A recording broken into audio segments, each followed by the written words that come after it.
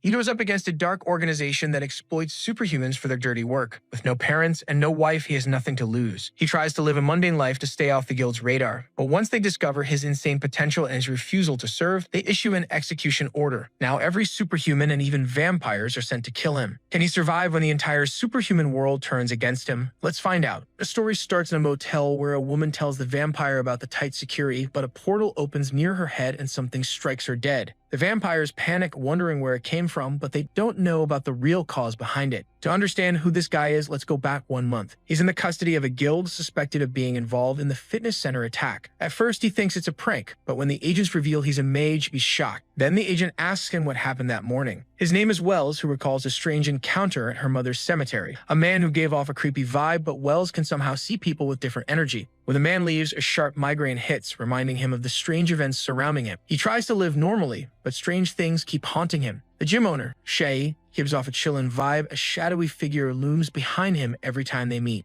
Then Shay gestures to a girl, Marie, a new face who needs his help. Our hero remembers that since his wife's death, Shay always introduces him to new girls. He walks up to Marie with a smile and offers help. She blushes and admits it is her first time and she doesn't know how to use anything. Suddenly, Marie begins to sway and collapses, unconscious. 3 armed men barged in the gym. Shahi's shouting for everyone to take cover. The 3 attackers open fire on Shahi, but the bullets only enrage him. His eyes turn bloodshot and lightning crackles as the ancient dragon essence awakens. The gym owner transforms into a terrifying creature, roaring and unleashing flames that burn everything around. A thick fog fills the room, pounding Wells with a sharp headache. He fights to stay awake but drops to the floor. When he wakes, he cries out and shields his face from the smoke. Marie lies helpless nearby. He lifts her and staggers on, hunting for an exit. A wire snaps from the ceiling, striking him with a fierce shock. Gritting through the pain, he pushes on. The flames are closing fast. With his last strength, he drives forward, desperate to live. He doesn't see the purple glow rising around him. A portal rips open, and in a flash, they're hurled onto the street. Wells stares in disbelief, touching the pavement to be sure it's real. The same blue-dressed dude appears behind him. He creates a water vortex and directs it into the burning building. Wells stands in amazement by his superpower. Our boy stands and steps closer, searching for answers, but only gets a question about who he is. The man ignores him, speaking into a headset about our boy's situation. Confused and overwhelmed, our guy can't follow the words. The man sighs, then snaps a strange cuff onto his wrist. Panic surges as our hero feels his headache vanish. He protests, but the man yanks his arms back and locks the cuffs tight. Hours later in the guild's magic regulation room, 2 observers debate leaving a magic blocker on our boy. Terran is surprised he stays conscious and notes the blocker even eases his discomfort. Our hero glances around, unsure if he is human. One agent says the blocker is for ordinary people,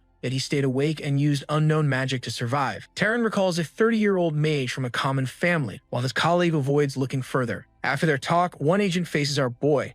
He believes our hero is innocent but still wants answers. He explains the need to register his powers and writes notes. Confused, our boy struggles to understand. The agent makes it clear that every mage serves the guild. Terran points out that our guy's powers appeared late, which is rare. Our boy clings to his past, saying he was an architect. Terran suggests magic could bring better work. Hope stirs as our hero asks if he can forget everything, wishing to escape. The agent grows irritated as the talk ends. Terran warns that deserters are hunted and criminals are burned. Horror spreads across our boy's face as he questions why such killings are needed. Our hero remembers the choice to serve the guild or die. Control angers him as anxiety builds under watching eyes. Terran asks if Wells is ready for the first test, pulling him from his thoughts. Wells hesitates and asks about the test, trying to hide his nerves. Symbols on the ceiling glow like those on his bracelet as agents explain mana infusion and the types of magic. Energy fills the room and Wells stares at the device above. The agent says it will only take a few seconds, but when Wells says he feels nothing, mana engulfs him. Strange sensations turn to sharp pain. He falls to his knees, crying out as agents ignore his pleas,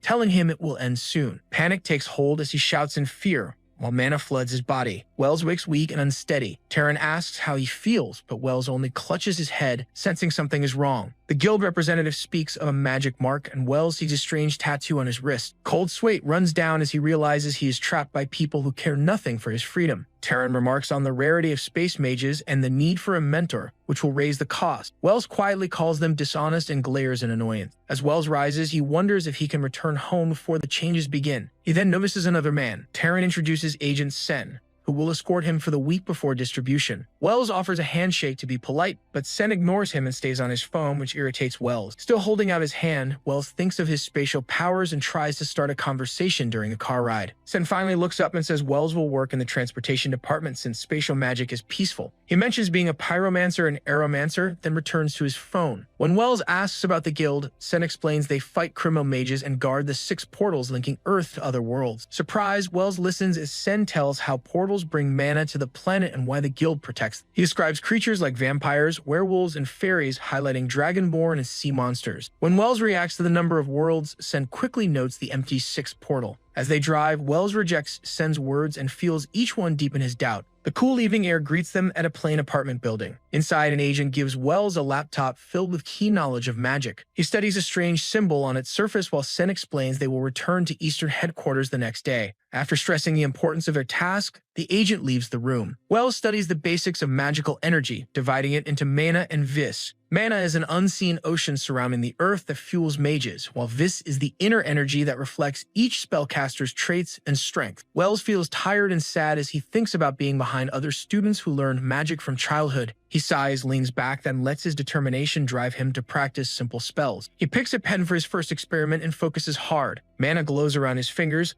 lifting the pen into the air. Excited, he sends it upward with such force that it stabs the ceiling, showing raw, uncontrolled power. Smiling, he realizes he used coarse mana instead of subtle vis and feels satisfied with his first steps in magic. He looks at the mark on his wrist, thinking about his potential with a powerful organization. Typing on a laptop, he learns the GMR links the world's strongest mages. His suspicion makes him dig into its darker sides, unwilling to be just another tool. Leaning back with folded arms, he knows Sen has hidden important details. Shocking numbers show the guild loses over half its recruits openly. For centuries, RM mages have sacrificed independence to protect powerful families and the guild. He thinks of the Archmages who shaped the world into a machine of power. Disgusted, he shuts the laptop, rejecting the fate of serving another's will. As night falls, the agent sleeps while Wells thinks about the group's totalitarian nature. Determined to keep his freedom, he refuses to become a compliant hunter. He takes money from a safe and plans his escape, pausing as the bag's weight reminds him one mistake could cost everything. Moving quietly, he savors his last moments before freedom. Agent Sen grows uneasy, sensing Wells' escape. Wells regrets his poor timing. Sen rushes from his bed but finds only an empty room and an open window, proof of his failure. Sen curses, mind racing to fix his mistake.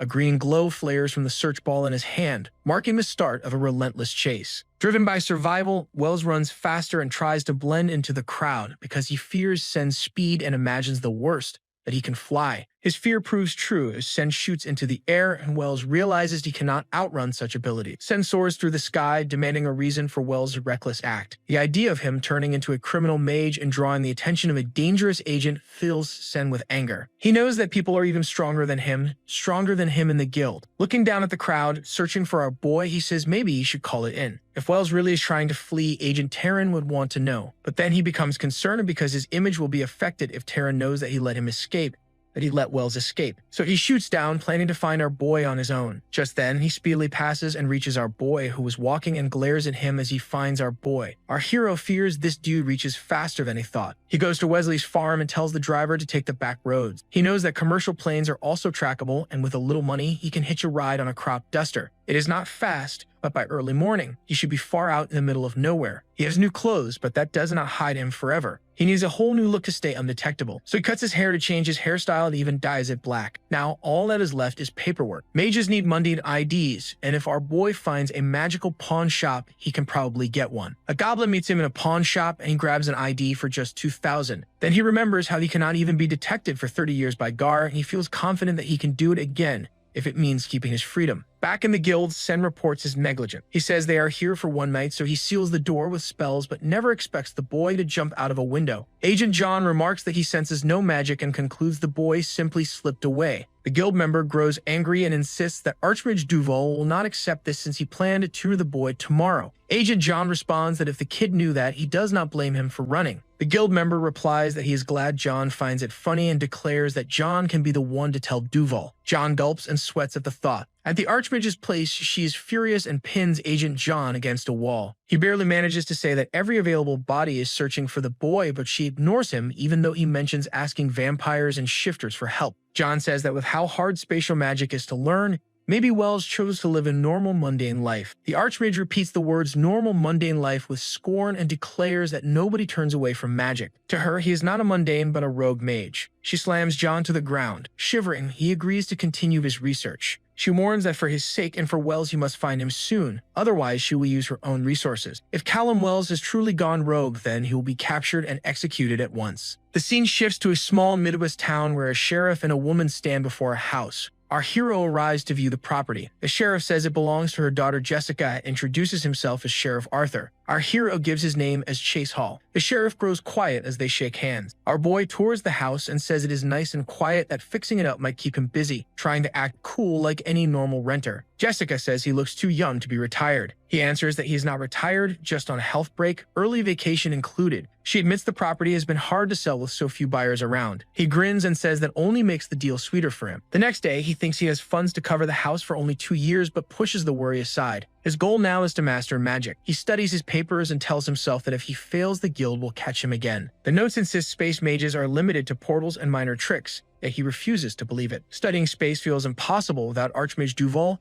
the only author on the subject. He recalls his first portal was an accident and now tries on purpose. Energy builds, the portal opens, and he sighs in relief that nothing blew up. Stepping through, he smirks that the distance is short, but at least it works. Not bad for a guy with no manual. He steps outside his house wondering what else he can try. On Monday in the shower, his shampoo runs out, so he opens a portal to grab it and laughs at how magic saves even bath time. He recalls that shaping a sphere of energy is one of the first lessons for mage children. He forms a space ball, useless in a fight but oddly satisfying to hold. On Friday, he studies telekinesis, learning it is different from gravity magic, but still bends space. By tweaking it, he makes objects weightless and tries what he proudly calls the poor man's version. With it, he launches pebbles at a target, and he decides that counts as progress. On Sunday, he meditates and learns he can sense things with his eyes closed, even see faintly through objects. While practicing, he feels Jessica approaching. She warns that kids might cut through his yard once school starts. He shrugs, saying the place isn't cleaned up yet anyway. She smiles, tells him not to worry, and reminds him not to be a stranger. He promises he won't. After she leaves, he grows uneasy. If she noticed anything odd, it was probably the magical fingerprints he had scattered everywhere. He decides he needs to learn how to hide the residue, because nothing ruins small-town charm like glowing yard secrets. Meanwhile, at the guild, a girl presents documents. She explains that the standard test marked him as a non-mage, yet there were anomalies. The glasses guy listens as she describes how the ward dispersed 100 thoms of mana, but the bracket held only 3. Somehow, he absorbed the missing 97 on his own before it ever reached a supply. The glasses guy asks what she means. She explains that he absorbed more mana than a novice could ever hold. If he had never touched magic, his wisp pool should have been full, since he was not casting anything. She admits she does not know what it means, but suspects it is tied to how a 30-year-old mage never noticed magic at all. The glasses guy is left wondering who Callum Wells really is. On the other hand, our boy is grinding on Vis, using magic on ball bearings to erase every trace of his residue. It will help him keep off from Diarra's radar. He has made great progress, yet still feels empty. He remembers going on the run the same day he buried his mother. He never had the chance to reflect on what he lost: his parents, his wife, his hometown. He wonders if Celine would have liked it here, then shrugs it off. His life is at stake, and he refuses to become a workhorse for Dark Guild. Pressing his hand to the table, he vows to win against them. The next day, he enters a restaurant to learn more about the town. A girl greets him and asks if he is new. He says he is only exploring, and she recommends the steak. Suddenly, the hairs on his neck rise as he senses something strange. Looking toward the basement, he sees a dog the size of a man. Sheriff Arthur arrives and remarks that it is unusual to see him here. They sit at a table and order steak. Before eating, the sheriff whispers that he has noticed strange faces in town. Our hero suspects the dark organization. When their food arrives, he keeps his thoughts to himself. Back at home, he studies the tattoo on his wrist and realizes it may be the only thing tracking him. The magic is confined to a small dot that represents his space dive, no more than a blob of ink. He tries to remove it. As he channels energy, he feels sharp pain, but the black ink slowly loosens. At last, he rips the blob away. His arm bleeds slightly, yet he leaves the rest of the tattoo. Tossing the ink into the fire, he burns it to ash. The next day, he experiments with siphon, practicing how to hold Vis and then release it at will. He says making small portals is easy, but larger ones drain him fast. It works like a phone battery he can use to recharge in an emergency. Then a knock comes at the door and he pauses, unsure if he should answer. He wonders if it is GAR, then uses magic and sees it is the sheriff. He opens the door and asks what brings him here. The sheriff says in a serious tone, "Mr. Hall, where were you around 3 in the morning?" In a flashback, our boy lies awake, the constant talk about territory keeping him restless. The image of the dog man from the store basement returns to his mind, confirming his suspicion. The facts point to the true nature of the Langley family. The sheriff's mixed motives during that cafe conversation are unsettling, and it's hard to tell if he's trying to warn or intimidate. Memories of Arthur's voice shift in his mind from threatening to almost friendly, which only adds to his confusion. Our boy lets out a heavy sigh as he realizes he needs to disappear for a while from those who are watching him. A sudden noise outside the window wakes him and he stares into the night, feeling uneasy. His magical vision activates right away, letting him see through the walls and into the street outside. At first, he thinks it's some wild beast, but the strange movements of the creature don't make sense even to his enhanced vision. He pushes past the fear and steps outside to face whatever it is. The lantern light shows only the branches moving. A close check of the area turns up nothing, making him question if he really saw it. Panic sends him back inside, where he slams the door and leans against it, shaking. Back at present, our boy hesitates and he slowly repeats what was just said. Arthur's friendly voice doesn't fit the serious situation, but there's no helping it. Our boy's voice wavers as he talks about the strange dream he had, trying to figure out why the questions are so odd. The seasoned Sheriff Langley keeps pushing with more questions about security and possible clues. Things get tense when our guy brings up a lawyer, which makes Arthur suddenly change his tone and come up with excuses. The only proof our buddy can give is the house's door-only security system. His secret magical training makes him quietly glad there are no cameras that could expose his powers. The mood gets heavier when the sheriff finally says the real reason he came as a murder. The deputy asks if there was any break-in at Old Man Hardy's house. Our boy says he had nothing to do with what happened that night. His thoughts are still on Gar and the shifters, but he hasn't yet considered that the real killer might not be supernatural at all. Langley notices our boy drifting off in thought and quickly asks something else. Our boy picks his words carefully and brings up the strange beast that disturbed his sleep. The air grows tense at the mention of the beast, but Langley says the info is important. When they leave, the deputy quietly doubts the story, and Arthur says he thinks the boy is innocent even if he's holding something back. The sheriff shares his grim belief about the killer's identity, which his mind is trying hard to reject. Things hit a boiling point when Langley defends the Winnetpack's rights. A stranger denies he had anything to do with the death of the pack member and says the blame is on the local officials. The sheriff sees right through the vampire's effort to cover up the brutal truth. Arthur loses it and accuses the man of being behind the tragedy. The vampire laughs it off, saying he didn't bring shady people into someone else's territory unless Arthur meant his own vampires. His blood-red eyes glow as he stresses the weight of the accusation. A sinister smile stays on his face when Arthur hints that his followers might be guilty of the killing. Every word from the vampire drips with arrogance as he challenges the sheriff's power. Arthur holds back his fury and stays silent. The vampire reluctantly admits there might be trouble with the Winnetpack. His words finally push Arthur over the edge and he explodes with anger at the bloodsucker. But then the vampire's tone shifts and he locks eyes with Langley, trying to calm him. The old man catches the hypnotic stare and quickly tells his assistant to take him away. He tells Jessica how worried he is about innocent people getting hurt and the rising vampire threat.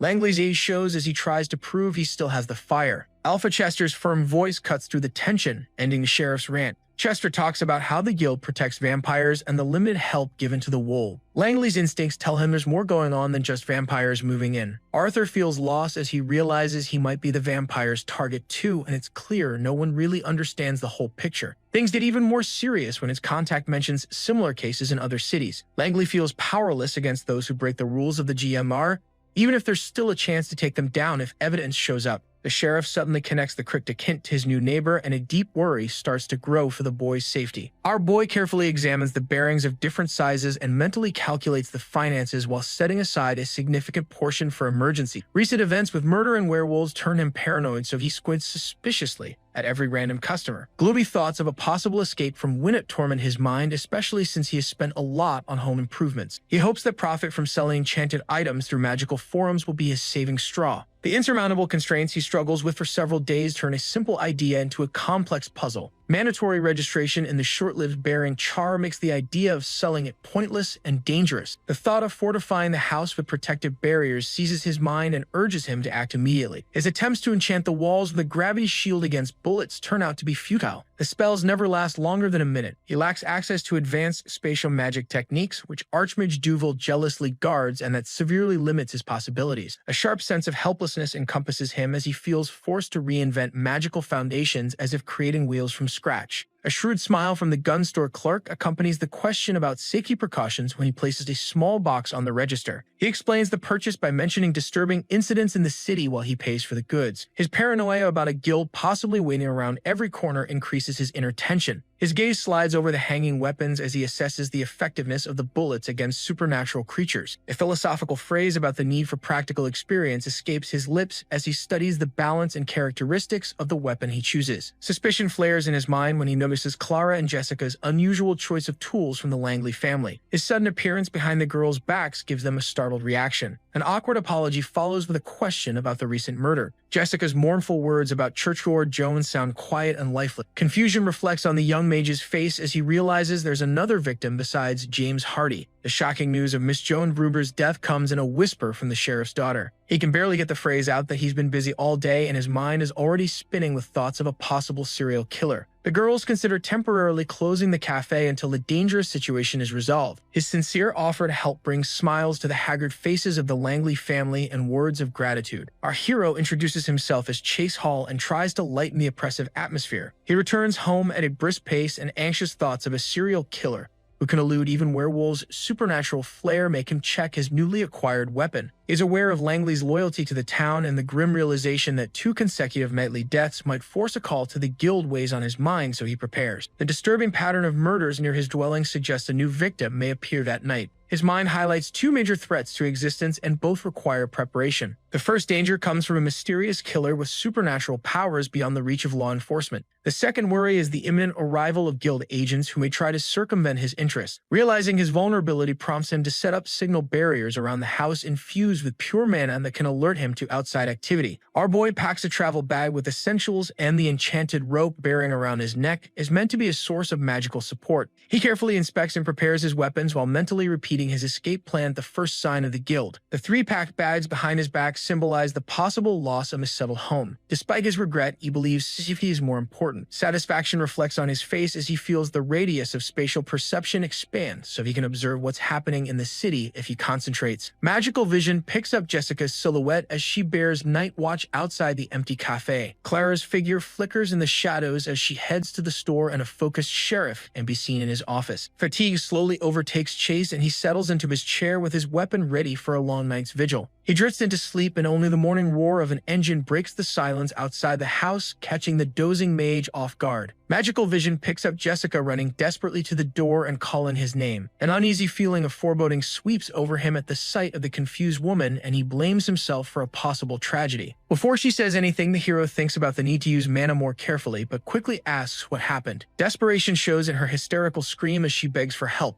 Chase cautiously asks questions, but through her hysteria, she can only utter one name, Clara. Grief erupts with Jessica's confession about her younger sister being kidnapped by unknown assailants. Chase asks about the kidnappers, and the single spoken word vampires sounds ominous and confirms the worst fears about the girl's stalkers. The gruesome details of the harassment get revealed in the account of how they mockingly call Clara the sheriff's puppy. A powerful gust of wind throws the girl off, and she barely stays on her feet. The torn hood shows the horrifying sight of an approaching creature with a blood-red aura and a vicious greeting. Helplessness washes over Clara and her own eyes reflect the red glow of the vampire's gaze. Despair interrupts Jessica's story and stops her from saying the dire speculation about her sister's fate. Her desperate pleas for help come with a reminder of the protagonist's promise to support in times of need. Confusion grips Chase as he realizes how serious the situation is and the weight of responsibility. An internal struggle goes on in his mind as he weighs the risk of admitting his knowledge of the supernatural world or staying silent. Jessica is one of the people who had seen him before he learned to hide his magic, and now he doubts if he can convince her that he's a normal human. An inner sense of duty and justice stops our boy from standing by when vampires are able to hurt innocent Clara. Chase hopefully clears up that the girl has not been killed, only captured, and that gives a bit of hope. A sober look at his own strength against supernatural beings makes the young man listen closely to every word of the one talking. A sudden rush of desperation makes Jessica jump up again, and that makes him lose focus. Determination comes through in the protagonist's voice as he promises to do everything possible to save her. Practicality beats emotion as he asks for more information to make the operation work. Doubt enters our boy's mind for a moment and he wonders if he is making the right choice. He quickly gets into his car and drives toward the motel. As he gets closer to his target, his supernatural perception grows stronger and the air fills with an unsettling sense of danger. He looks carefully around the building and his gaze stops on a woman smoking on the second floor. Parked outside a familiar cafe, he follows Jessica, who says the family could help. The door opens and the shocking sight of a room filled with werewolves makes the hero freeze on the threshold. Arthur's furious scream cuts the air and breaks all agreements. The sheriff angrily protests the mage's interference in their business and does not hide his outrage. Chase is surprised to realize their wrong assumption that he is with the guild, but he firmly says he wants to keep this meeting a secret. The werewolf sheriff stays silent and tense. Suddenly, Langley turns to the other werewolves and lets out a piercing scream. Arthur asks him what he can do. Chase cleverly avoids giving direct answers and only says he wants to stay informed. Arthur reports that vampires have settled in the motel down the street and are claiming that area. Chase shares his suspicion that a mage might be among the vampires based on strange sensations he has felt for a week. His voice gets harsher when he mentions the two dead. Chase demands to know if they are sure and wants an explanation for not acting. The sheriff answers sharply to the blame and says the pack is weak and the treaty needs clear proof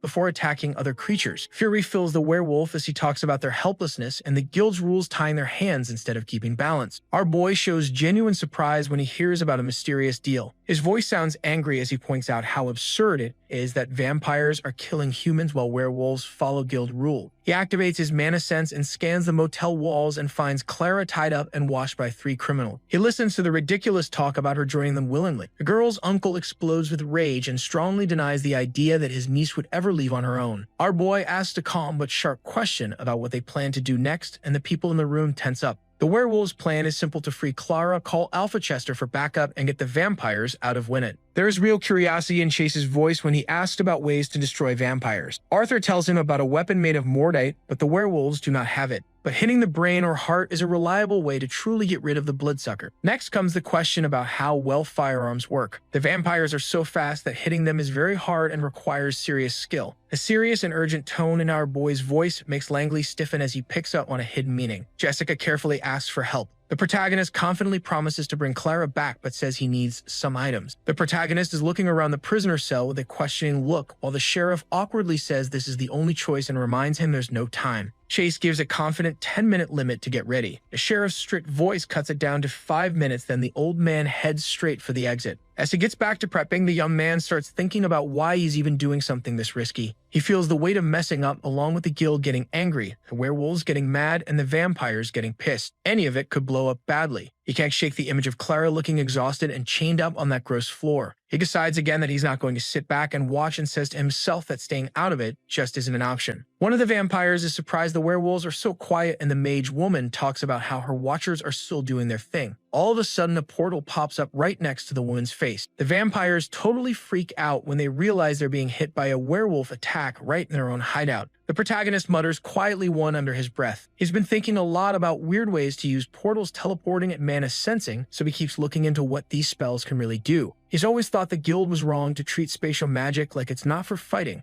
which is why he keeps studying it. Wanting to protect himself makes him come up with a wild idea to use portals with weapons. He maps out how the attack could go and imagines throwing a knife into a portal and hitting someone hundreds of meters away. He thinks using a shotgun this way might work even better. After taking out the female mage, a vampire tries to shout a warning, but a portal shows up near his head and stops him cold. Time is tight, so the rookie mage shifts focus to teleporting Clara. The distance makes it harder, but his spatial sense tells him it's possible. He uses mana to break her handcuffs nice and steady. Even though space pushes back, Chase locks onto Clara's presence and pulls her through the portal. A second later, she appears right next to him, finishing the hard teleport. He feels both relief and exhaustion as he sets the worn-out girl down on some pillows. The vampire who finds the empty room screams loud enough to shake the wall. He's too busy looking around to see the little portal behind his head. Another vampire drops dead after a clean strike through the portal. The rest come into the room and one of them says to search the place. To Chase, their speed isn't a problem anymore since they're running around all confused. Tiredness hits him over and over, but he keeps clearing out the vampire hideout where everything's going nuts. He keeps shooting through the portals, wanting to make sure no one survives. He's ready to burn all of his magic energy if that's what it takes. In the end, one last portal opens up near the final enemy's head and the guy's curse vanishes with his life. Just 45 seconds later, someone knocks on the door and the noise makes everyone jump. Jessica leans forward when it opens her eyes, looking to the protagonist for answers. Chase says the mission's done. Clara, who's just been rescued, looks over at her scared sister. The sheriff, shocked by how fast it all went, demands to know what happened to the vampires. But the hero stays calm and just says the enemies are totally wiped out. He also adds they should call the fire department for the motel. Langley says he couldn't even sense any magic on him and looks confused trying to make sense of everything. Our boy doesn't explain a thing and only tells them to hurry before the fire spreads around the block. Our boy thinks about the cool stuff he got from the vampires and is already planning to head home and go through it. Then he hears steps and someone calling after him. It's Jessica, who runs up to thank him for everything he did for her family. He barely finishes talking when Jessica gets close and gives him a surprise kiss on the cheek. That makes Chase turn red and feel super awkward. Jessica backs away, saying she needs to help Clara and waves goodbye. Chase stammers and gives a weird little wave, showing he's totally flustered. Arthur calls Alpha Chester to report that the vampire problem is solved. Chester wants to know how it happened, but the sheriff quickly says the pack didn't do anything. Alpha pushes for details on what went down. The sheriff tells him about a strange deputy who helped out but asked to stay anonymous. Alpha tries to figure out if the guy is a werewolf or a mage, but the sheriff finds a mage tattoo and still can't detect any magic,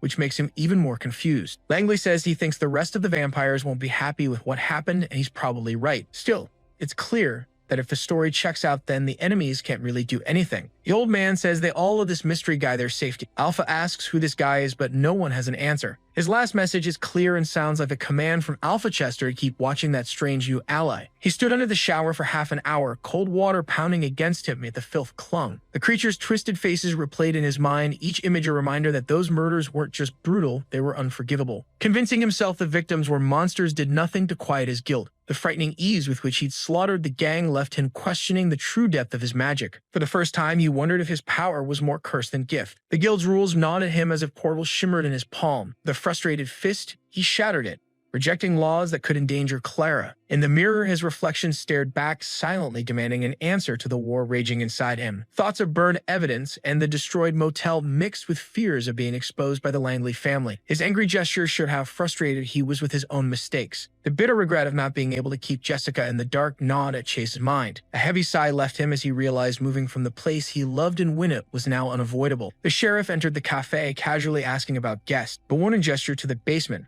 hoping no vampire awaited, though he heard a mage was nearby. Two figures stood there. One called his name Agent Ray Danforth. He introduced his partner, Agent Felicia Black. Relieved for their help, the sheriff listened as a guild stressed the urgency of the motel cleanup. Later, the sheriff said the guild was still inspecting the area, though a few bodies were ready for examination. Danforth grew uneasy, glancing at his partner as they entered the gloomy moor where their blonde colleagues studied the victims. His trained eye noted the similarity of the wound. The sheriff, defending the local werewolf pack, pointed out the injury's mysterious nature and the lack of clear evidence. Danforth smirked at the uneasy sheriff, exuding calm. Breaking the silence, he gestured for Agent Black to begin. She moved to the headboard, extending her arm as a green glow flared, probing the corpse's head for recent memories. Her tense gaze cut through the morgue's gloom as she finished, her frustration in her voice. The first victim's memories held nothing useful. The sheriff's ambiguous reaction betrayed unease. Moving to the next body, Felicia revealed the victim's last moments, distant gunshots ending his life before he sensed danger. She explained to her partner that panic had blurred the man's memory. The blonde guild agent then outlined the assassin's professionalism. A chill struck the sheriff as he worried about the killer's identity. His anxious, hasty response to Danforth's question only deepened suspicion,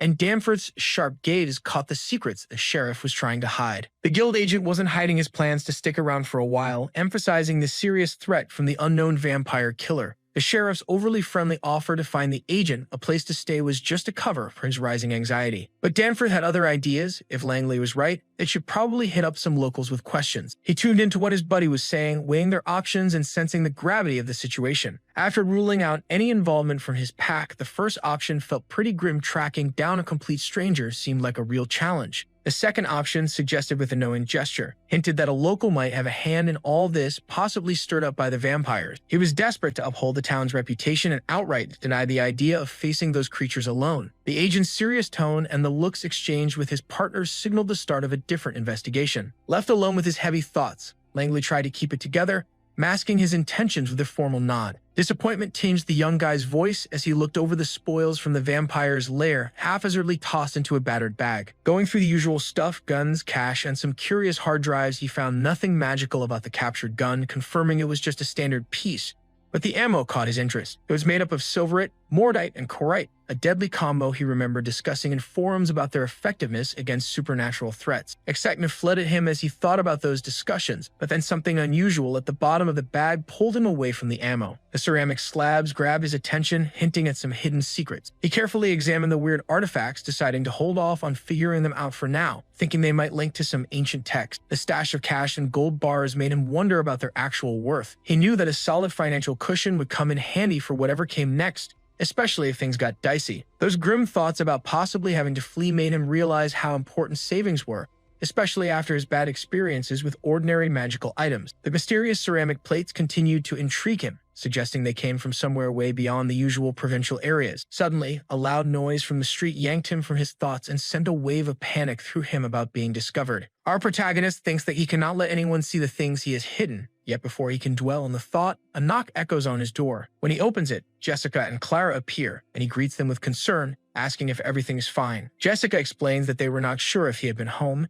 and when he responds with mild sarcasm about whether he should have left, she quickly assures him that she is glad he stayed. She warns him, however, that GR agents are in town investigating, and as he hears this, unease rises within him because although he had suspected their arrival, the reality now feels much heavier. Clara gently adds that she had asked Jessica to bring her, and with a warm embrace she thanks him for what he did, though our boy quickly reminds her that he was not truly there and insists he had done nothing. Jessica responds that they understand, yet they cannot simply forget his actions, and since he would not be able to visit the cafe for a while, they brought him food instead. His stomach reminds him of his hunger, and he admits he had been getting a little hungry, so they gather around the table. Curiosity compels our protagonist to ask about the GR agents, and Jessica reveals that her father had met them earlier that morning. One of them, she explains, possesses the ability to speak with the dead, though thankfully he had learned nothing of value. He realizes he must keep that in mind, remembering how one of the vampires had seemed to understand his actions during the chaos. Clara then mentions that the agents have been questioning mortals for a day,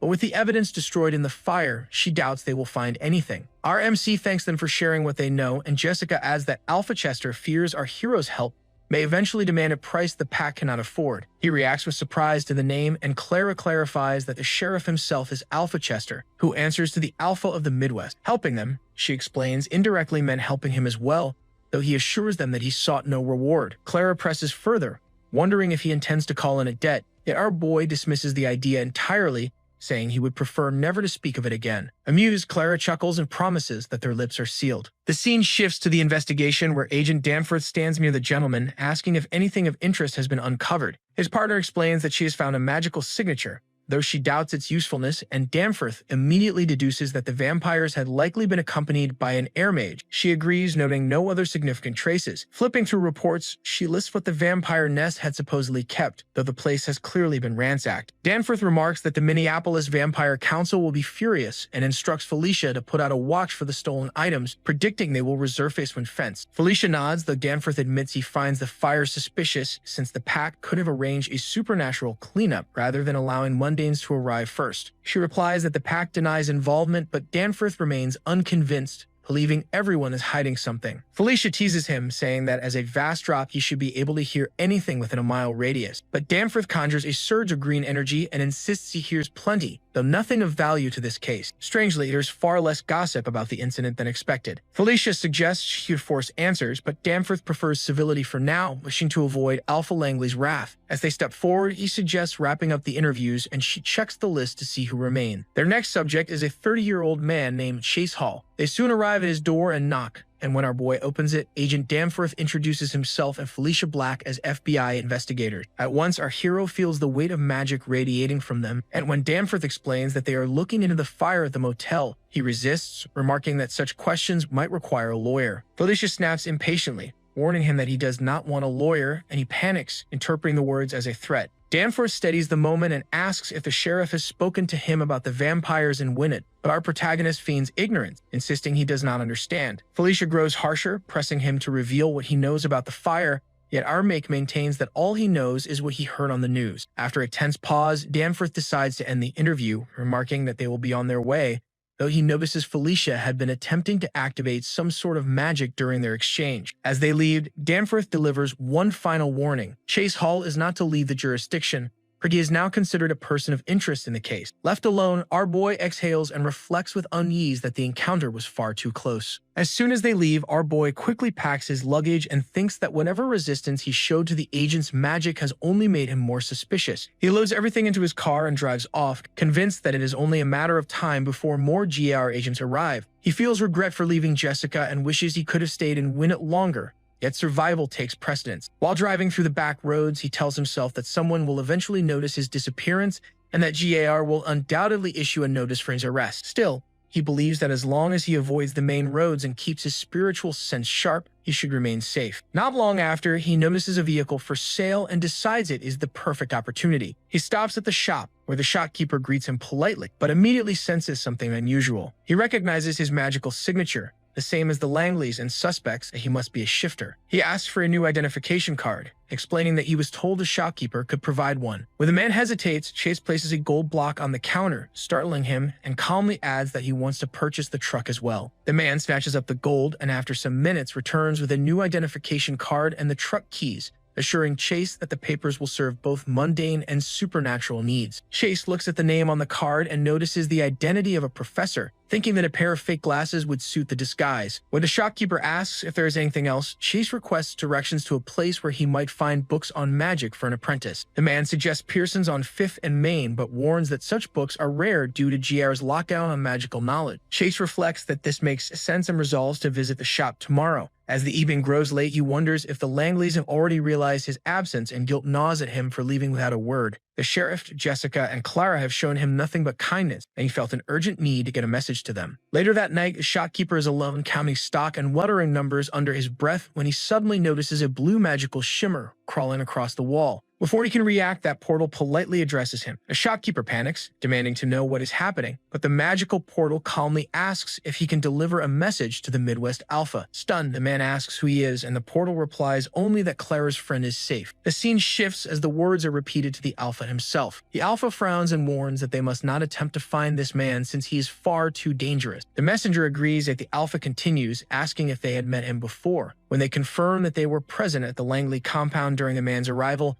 the Alpha presses further, questioning whether they would recognize his scent. The answer is immediate and certain. The Alpha then commands Roy John to track the stranger down at all costs, and both men depart to carry out the order. Meanwhile, Agent Black sits with Danforth, piecing together what little information they have. She admits that their only lead is Chase, whom she considers peculiar, since he appears mundane, yet remains immune to her suggestion. Danforth warns that even a mundane person can be protected, perhaps without realizing it, but Black insists that Chase is the most suspicious figure they have encountered so far. She points out that he lives close to a mundane victim of the vampires and speculates that the creatures may have approached him first, only to be repelled by his hidden protector. Danforth concedes that lacking alternatives, they must follow this trail. When the two agents reach Chase's house, they knock and call out but find no one inside. Black concludes that the place is empty, but Danforth senses something stranger. The rooms appear unnaturally bare, as if our protagonist never lived there at all. As his magic spreads through the space, he detects a faint residue clinging to a mundane scrap of metal. Picking it up, he examines the crude enchantment embedded within and remarks that it is almost faded,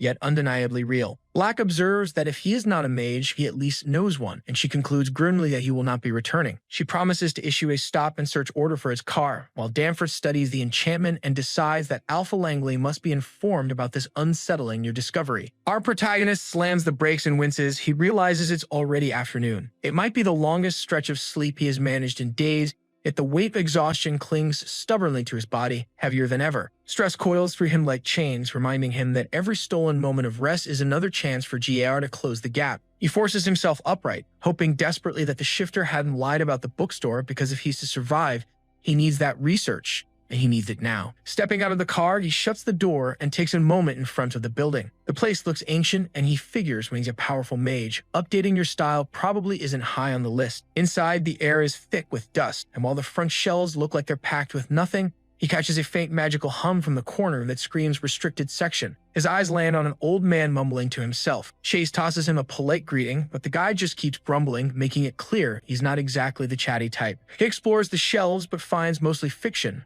much of it cheap and trashy in his eyes. With a wry thought, he muses that perhaps mages are not so different after all, and he lifts a book only to gape at its price. Even the novellas sit in the 3-figure range, and the more serious volumes reach staggering costs. Still, when his hand falls upon a tome entitled Arcane Defense, a treatise on shielding, he decides that he can afford to splurge. While he flips through the pages, the old man finally speaks, warning that the store is not a library and that books must be purchased before being read. Chase notes the sudden willingness to talk and then asks if the shop carries anything appropriate for a beginner mage who is about to begin an apprenticeship. The old man studies him and remarks that he is a little old to be an apprentice, prompting Chase to reply that the request is not for him, for he is a professor. At that, golden energy flickers through the room, levitating objects with ease, and Chase marvels at the effortless display. He compares it to his own poor imitation of levitation, one that never feels so fluid or controlled. The old man finally provides a list of suitable works, including Moise's Encyclopedia of Mage Houses and Portal Words Prime, and our boy gathers 4 volumes in total, dismayed that the cost rises well above $1,000. When he hands the books over for calculation, he notices that his change never returns, and he walks away thinking bitterly that the old man has robbed him. 6 hours later, 2 shifters prowl near the Singh shop, sniffing the air for traces of their quarry. One asks if the other detects anything, but both admit that no magical residue lingers. Its scent is more difficult to mask, and faint though it is,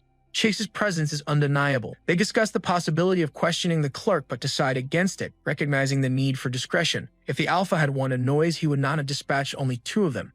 Outside in the parking lot, they trace the scent of a truck, and one suggests calling in a favor from mundane contacts to obtain security footage. The other insists they run the idea past Lucky first, since hacking is her specialty. They glance at a pretty girl seated nearby, certain she is the one who can handle such tasks. Meanwhile, he sits in his truck with the books, frustration building as he flips through the pages. The information is scattered and shallow, offering small insights but little of practical use. He does confirm that the ceramic plate he once discovered in a vampire's nest was likely a mage's focus, a tool meant to simplify the casting of more complex spells, yet the texts reveal nothing about creating or purchasing such items. He refuses to give up, convinced that somewhere there must be a guide worth reading, though he acknowledges with irritation that he will need to find another shop since the old man left him sore with his lack of hospitality. Days pass, and Chase's path crosses with vampires, shifters, and mages, and even leads him into a fake shop selling crystals and herbs, though such items do not capture his interest. Nowhere, however, does he find mention of dragon bloods, and he wonders if Shai was truly a rare species. He hopes the creatures survived the chaos, though life has moved so quickly since then that he has had little time to investigate. He tells himself that even if there had been an incident, the local news would hardly cover a dragon fire. Eventually, another shop catches his eye, one that seems far more promising. The moment he steps inside, blue energy ripples through the air in dense waves, and he feels the magic saturating. The scene begins with Wells checking out this girl, trying to figure out who she is. She seems like a college student. He quickly realizes it's not just her. There are 2 other magical vibes in the shop, and even the old couple nearby gives off a mage aura. He tells himself to chill because nobody here knows he's gone a little wild. The girl looks at him, probably thinking she got caught staring, and nervously waves her hand. Wells reassures himself that she's just a friendly bystander. Moving towards the shelves, he notices that the magical section is actually a bit better than the previous store, though a lot of the textbooks look familiar. He suspects the selection is pretty limited. Muttering to himself, he grabs a book, glances at her, and jokes that ** arcane defense * is like a fortress. Getting closer, he adds how he's not even sure who it's meant for since half the terms seem made up. She laughs, relieved, and admits she thought it was just for struggle with the book all day. Wells wishes he could help, but he's on the lookout for beginner mage books, and these aren't cutting it. Curious, he asks if she's doing an apprenticeship, but then figures she must already be an apprentice. She shakes her head and says she's trying to skip the whole apprenticeship thing since Archmage Fane keeps bugging her, and she really doesn't like him. That hits Wells. An archmage chasing her means she's probably someone important. He questions how someone could skip the apprenticeship, and she explains it's just about completing a draft, which is easier for healers, even though they still need to know basic spells like shield. Wells introduces himself as Professor Denver Brown and offers his hand. She smiles back and says her name is Gale Hargrave. He suggests they can work together, but doubts how much time she has. Gale shrugs, saying no one can force a healer into anything she doesn't want to do. He asks if she has a list of what she needs to learn, but she hands it over. He's surprised. Reading through, he points out subjects like foxes, telekinesis, glamour, and enchantment, calling it pretty thorough. She just sighs, accepting it's a lot. Then he brings up if she's thought about learning an attack spell, reminding her that healers should know how to channel strong offensive magic when needed. She looks at him, totally taken aback, saying that healing should be about fixing things, not hurting them. He shoots back that it all comes down to how you use it, and since she studied medicine, she'd get that. Surprised, she clarifies that she never went to a regular college. Instead, she attended a traditional magical academy that nearly every big-name family sends their kids to. Wells instantly thinks she's just a sheltered rich kid, but moves on, telling her to set aside attack spells for now. He suggests she check out the clothing cascade and neurochemicals when she gets a chance because even a little tweak in one area could mess up everything else. Curious now, she agrees and thanks him, saying his advice is actually helpful. As the mag wraps up, Wells thinks they should call it a day. Suddenly, Gale grabs his hand and asks if they can meet again next Friday. He nods, promising to see if he can make it happen. The next morning, Wells reflects on how lucky he is to have found a young mage willing to team up with him. Her needs give him the perfect excuse to dive into learning magic. Still, he admits he actually enjoys helping her since she seems nice. Deciding to keep up the act, he heads into another shop looking for more books she might find useful. At the counter, he finds 2 volumes and the girl ringing him up tells him they're the last one. Right away, Wells picks up that she's another shifter, and he casually mentions the books are for one of his students. She packs them in a bag and then gives him a curious look, asking if he found everything he was looking for. He flinches a bit but pushes a polite thanks out. The girl points to a shelf in the back, suggesting he check it out, but Wells quickly passes, saying he's running late. She smiles and lets him leave. As he walks out of the store, Wells feels a bit on edge. The way she looked at him makes him think she noticed something, and he curses himself for wasting time. Helping Gale might have already put him in a tight spot, and he needs to hustle. While walking, he glances in the bag and freezes when he sees something strange. Stuffed between the books is a folded note. He pulls it out, unfolds it, and stares in shock. Written on it is a phone number for Alpha Chester. The security footage flickers on the screens as the woman explains to Alpha Chester that it's a good thing his guys came to her, because she knows how to work those security cameras like a pro. Chester leans in and asks if she found the guy, and she says finding him is the easy part. She's got street footage that puts in within a couple of hours range, but keeping track of where he goes will always make it a step ahead for his crew. Chester tells her to cut to the chase, and she does, letting him know that his guys did most of the heavy lifting when they questioned the store clerks the man talked to. And it turns out he's really in a bookstore. After setting up cameras at all the key exits in the area, she figures out he's heading south. Long story short, Roy puts together a list of hotspots and shows Chester the pics of the places where the guy picked up books. Chester asks where this is, and she explains that Professor Denver Brown is a known shifter who loves those bookstores, adding that his crew is already on their way. Chester tells them not to engage, insisting that Mr. Brown will come to them instead of the other way around, and she nods in agreement. The scene switches to the man at a street phone booth, wondering what's wrong with him for even thinking about calling Chester. He figures he must be losing it. If Chester can track him down, he thinks he must have messed up, but calling him might help clarify what to do next. The phone rings and Chester picks up, thanking Mr. Brown for calling and asking if he wants to be called Mr. Hull instead. The man interrupts, demanding to know what Chester wants. Chester explains that while he won't take credit for it, he owes the man for saving his niece Clara, and trust me, the Winnet territory isn't the only place swarmed with vampires. The man insists he's not a mercenary, but Chester shoots back that he's not really sure what he is, and he sees a useful ally when he spots one. He makes a tempting offer: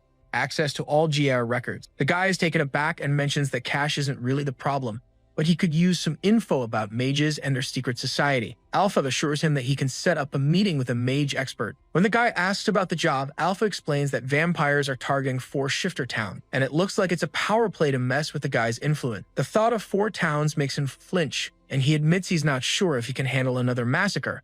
His last operation was close, and those GR agents almost caught him. Alpha pushes for a decision, and the guy says he'll think it over if Alpha can set up that meeting. But he insists on knowing how Alpha found him. Alpha spills that his trackers have been on his scent for a while, and that the guy's habit of stopping at every used bookstore on his way south made it pretty easy. The guy grinds his teeth, annoyed at being so predictable, and tells Alpha that his trackers should find an info packet tucked away in a trash can down the street. Alpha agrees, and the guy promises he'll get back to him with a decision. Once he's alone, the guy looks over the packet, realizing it's like a mini encyclopedia. Alpha Chester definitely knows his stuff. He then thinks about the logistics. The towns are spread out over 800 miles, so there's no way to get it all done fast unless he can teleport, which he can only do for about 500 feet. He tries out his gravity kinesis, raising his hand and gathering mana, thinking he should be able to move way quicker if he figures it out. Mana surrounds him and he lifts off the ground for a second, but when he loses control, he crashes back down. He tries again, lifts up, and then smacks back down, realizing he needs to work on his control and find something to keep him steady. Suddenly, 2 agents show up in the area, their green energy marking their presence. Agent Black asks if the guy found anything, and he points out something up ahead in the ditch. Agent Ray agrees that it's pretty well hidden. When they get to his car and she opens the door, she notices it looks wiped clean. Agent Ray mentions it hasn't been there long, which means they're getting closer. A little while later, he is cruising on his motorcycle, thoughts racing just as fast as the engine. He pushes it harder and grins, feeling like this is more like it. By using gravitokinesis on the bike, he figures he can zip between the shifter towns in no time. With transportation sorted, he decides to check out one of the vampire nests to see what he is really up against. When he gets to the edge of town, he reminds himself that Alpha Chester has given him contact info for the local alphas, but it seems smarter to lay low. He looks around carefully until his eyes catch the local movie theater, where he senses 9 different vampire signatures. As he scopes out the place, he catches the vibe of an Earthmaid. The wards and shields around the building only protect the ground, so as long as he does not step inside, he can dodge their defenses. The tough part is taking out the mage. He cannot help but admire the tricky setup of the magical bubble, but he knows combining that shield with a vacuum enchantment is a no-go. For a second, he thinks maybe this mission is more hassle than it is worth, and he questions if saying no to Alpha Chester would be the smarter move. But those doubts vanish when a burst of blue mana flared from the theater entrance. A vampire shot out faster than a bullet, dragging a kid along with it. Shock hit him as he realized he had never really felt their raw speed before, and a chill ran down his spine. The vampires were straight-up monsters, and the mage helping them was just as ruthless. He clenched his fists, determined not to let them get away with this. That's when a message popped up on his phone, snapping him back to reality. He needed something quick, accurate, and off the radar of GR agents. Another message buzzed in right after, reminding him about a meeting with Gale, and he muttered in frustration that he was running late. When he finally rolls up to the library, Gale is all excited to see him. She tells him she's figured something out and he's curious to check it out. She shows him this design she's been working hard on. He takes a good look and agrees that it totally looks like a telekinesis focus. He compliments her work and she thanks him for all the extra supplies, admitting she went through a bunch of plates trying to nail down the design. He suggests they try it out, and she laughs nervously but agrees. Focusing on the plate, she suddenly sends out waves of blue energy from one circle to the next. Her eyes widen when she sees it's actually working, and he encourages her to keep it up. The energy keeps growing until a dark, dense wave bursts out. He can't help but grin and tell her she's done it. She's super proud, hugs him tight, and thanks him, calling him Professor Brown. He waves off the praise, reminding her that this is just the beginning, and there's still a lot to do. She playfully calls in a wet blanket, and he chuckles, saying it's a good spot to wrap up for the night. She agrees, and as they part ways, he confirms they'll meet up at the same time next week. As he kicks his motorcycle to life and takes off, he thinks he still has a few hours left in the day. He needs more supplies, but already has an idea brewing on how to take down the vampires. When he stops at a red light, he steels himself. As the light turns green, he speeds off. His thoughts sharpen into a promise. If everything goes well, by this time tomorrow, the vampires won't even know what hit them. Thanks for watching, everyone. Since you made it all the way to the end, smash that red subscribe button and hit like to show your support, and see you in the next one.